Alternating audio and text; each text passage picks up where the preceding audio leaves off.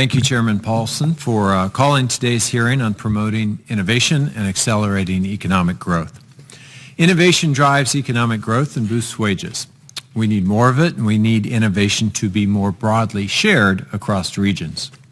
Other countries are moving forward aggressively to promote innovation, to support advanced manufacturing, and to boost the productivity of their workforces. To lead in the 21st century, the United States must remain at the forefront of game-changing discoveries and create an ecosystem that supports innovation across the economy. The federal government plays a key role in this, funding and conducting research and development, investing in human capital of our people, and ensuring that we are making the necessary investments in a STEM workforce. STEM education and R&D are two innovation anchors. We need to ensure that students everywhere have access to STEM pathways, and that starts with making sure that schools have the resources they need to recruit, train, and retain talented science and math teachers. We need to expand middle skills pathways into emerging sectors and make a college education accessible and affordable for all Americans, so that every student has the opportunity to benefit from tomorrow's innovations. The federal government remains the largest funder of basic research. That research, which adds to our fundamental stock of knowledge, yet often would not be conducted without public investment. This is the research that can help us solve the problems we don't yet know we even have. Basic research has driven major leaps forward, including mapping of the human genome, vaccines, breakthroughs in cancer research, and energy storage technology, and the creation of the Internet, laser, MRI, and GPS. The knowledge gained through this research has significant spillover economic benefits, increasing productivity, creating jobs, and accelerating economic growth. That's why it's encouraging that the recent omnibus agreement made significant investments in R&D. Investments in basic research increased by almost 10% over the previous year, its largest annual increase since the Recovery Act in 2009. Promoting innovation also means extending already developed technologies like broadband to communities currently without access.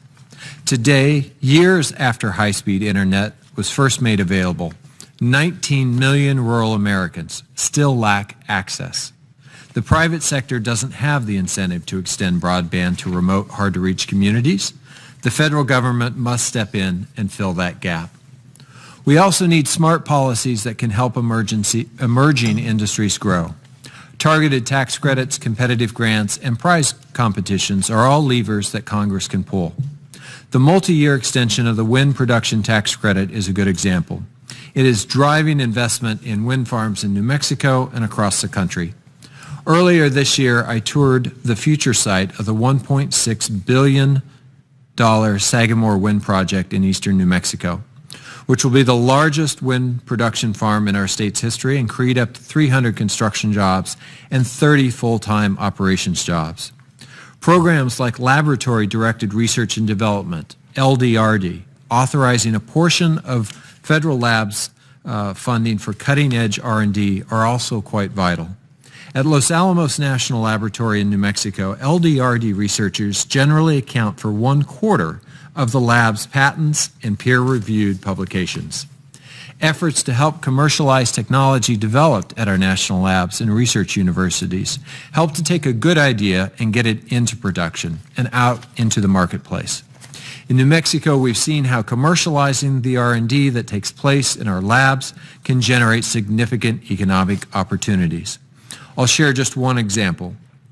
Descartes Labs is a New Mexico startup that uses artificial intelligence technology developed at Los Alamos National Laboratory to provide analysis and predictions based on satellite images of the Earth.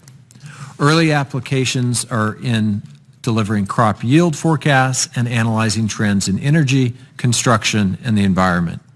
Today, the company has its headquarters in Santa Fe and has raised close to $40 million in venture money, employs 70 people, and is a recognized leader in analyzing satellite imagery. We need to help more research turn into innovative startups. Access to capital is key for entrepreneurs. Too many promising young companies fall to the valley of death or get absorbed by behemoths where their innovations stall because they cannot find the financing they need. This is especially tough for innovators in rural and smaller cities. Good ideas and innovations occur everywhere, but more than 3/4 of venture capital goes to companies in San Francisco, Los Angeles, New York, and Boston. Expanding access to capital can help us tap into the next generation of innovators creating new startups and new opportunities.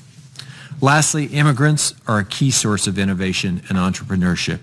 We cannot jeopardize these enormous contributions through short-sighted immigration policies or by kicking out talented young people. I'm an engineer by training. I could talk about innovation and R&D and tech transfer all day long, but I look forward to hearing from our witnesses next and hopefully learning some new things along the way.